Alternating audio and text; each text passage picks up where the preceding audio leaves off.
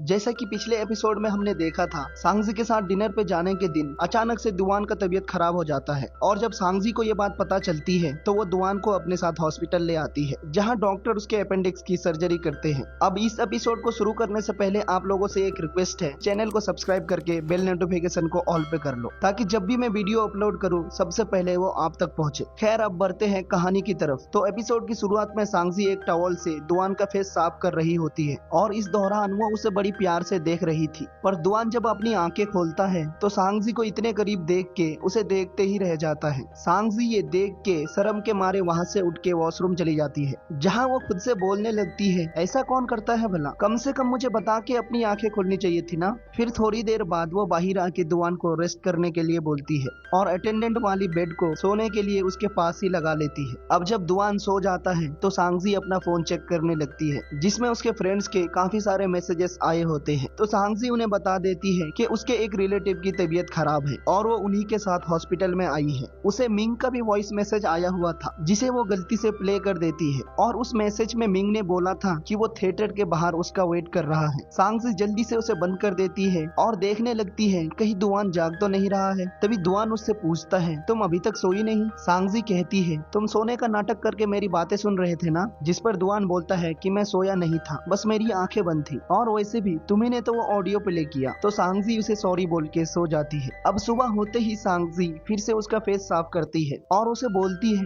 कि मैं अपने क्लास के लिए जा रही हूँ, अगर तुम्हें कुछ चाहिए तो बताओ। तो दुआन काम करने के लिए उससे अपना लैपटॉप मंगवाता है और उसे अपने घर का चाबी दे के एड्रेस बाद में सेंड कर दूंगा बोलता है, पर सांगजी लैपटॉप लाने से मना कर देती है और उसे काम करने की जगह आराम करने के लिए कहती है। ये सुन के दुआन बोलता है, तुम्हारी बातें सुन के ऐसा लग रहा है जैसे हमारी सांगजी अब बड़ी हो गई है। सांगजी ये सुन के काफी खुश हो जाती है और कहती है, मैंने तो पहले ही कहा था पर तुम्हें अब समझ में आई, और ये कह के वो अपने क्लास के लिए चली जाती है। उसके पहुंचने तक क्लास स्टार्ट हो गई थी तो वो चुपचाप अपने फ्रेंड्स के पास जाके बैठ जाती है, जहाँ उसकी फ्रेंड उसे ब्रेकफास्ट देती है और उसके रिलेटिव के कंडीशन के बारे में पूछती है। तो सांगजी उसे बताती है कि वो कुछ ही दिन में ठीक हो जाएंगे और क्लास के बाद मैं फिर से उन्हें देखने जाऊंगी। फिर निंग भी उसे बताती है कि मिंग कल रात को बहुत देर तक तुम्हारा वेट कर रहा था, पर सांगजी उसे चुप रहने के लिए बोलती है और क्लास पे ध्यान देने के लिए कहती है। क्लास खत्म होने के बाद जब सांगजी वहाँ से जा रही होती है तभी मिंग उसके पास आके उससे पूछता है कि कल रात को तुम मूवी के लिए क्यों नहीं आई। तो सांगजी उसे सारी बातें बता देती है और कहती है, हम फिर कभी चले जाएंगे मूवी देखने,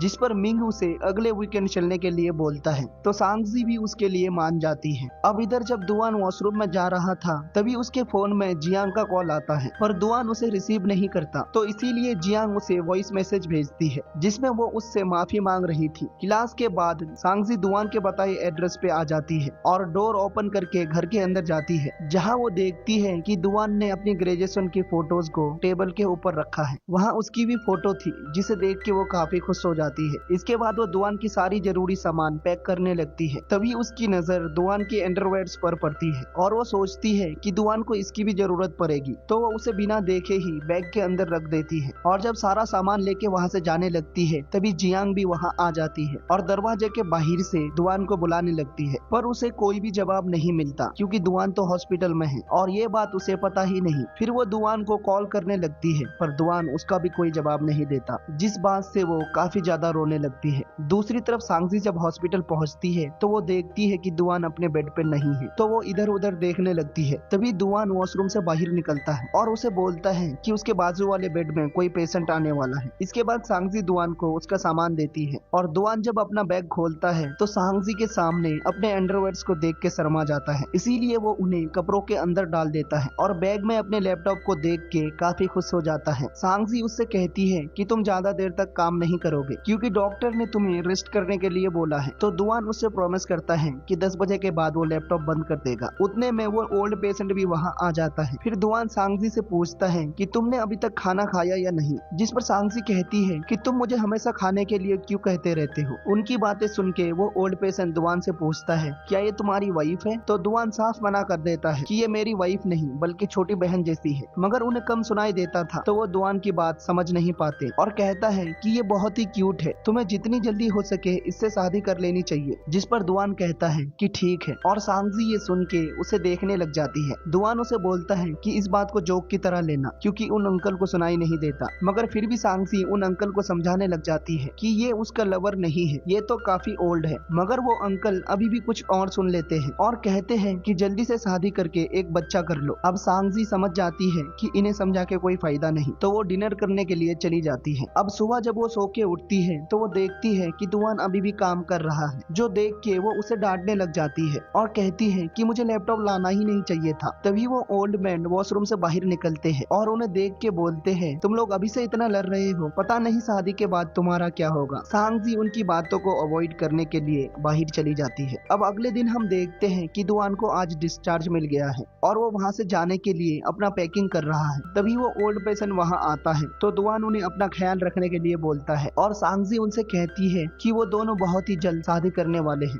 जो सुन के दुआन उसे देखते ही रह जाता है। फिर जब वो दोनों बाहर आते हैं तो दुआन सांगजी से पूछता है, क्या हम दोनों शादी करने वाले हैं? जिस पर सांगजी कहती है कि ये मजाक तुम ही ने शुरू किया था, और वो दुआन को फिर से ऐसी मजाक करने से मना करती है। फिर वो दुआन को छोड़ने के लिए उसके घर तक आती है, जहाँ पर दुआन उसे साथ में डिनर करने के लिए बोलता है और फ्रेश होने के लिए चला जाता है। मगर सांगजी इस बात से काफी अपसेट थी कि दुआन के लिए उनका रिलेशन सिर्फ भाई बहन के जैसा है, इसीलिए वो हॉस्पिटल में ऐसी बातें कर रहा था। फिर वो पूरे घर में स्टिकी नोट्स लगाती है जिसमें दुआन की रिकवरी के बारे में काफी सारी बातें लिखी होती है। फिर दुआन जब बाहर आता है तो सांगजी उसे ज्यादा काम करने से मना करती है और स्टिकी नोट्स को फॉलो करने के लिए कहती है। दुआन भी उसकी बातें ध्यान से सुन रहा होता है। इसके बाद सांगजी उसे बोलती है कि उसे बहुत सारी असाइनमेंट करनी है तो उसे वापस जाना होगा, और उससे ये भी कहती है कि उसके रिकवरी के बाद वो उसे ट्रीट भी देने वाली है। जिस पर दुआन बोलता है कि ट्रीट तो मुझे तुम्हें देनी चाहिए क्योंकि तुमने मेरा इतना ख्याल रखा। ये कह के सांगजी वहाँ से चली जाती है। अब रात में दुआन सारी स्टिकी नोट्स को निकालता है और जो जो टास्क उसने कंप्लीट किया है उसके ऊपर पेन से मार्क कर देता है, और टाइम पे सोने वाली नोट्स पे वो लिखता है कि ये उसके लिए थोड़ा सा मुश्किल है। अब अगले दिन ऑफिस में दुआन अपनी बॉस से सांगजी के बारे में डिस्कस करता है कि सांगजी उससे नाराज है और उसका रीजन उसे बिल्कुल ही नहीं पता।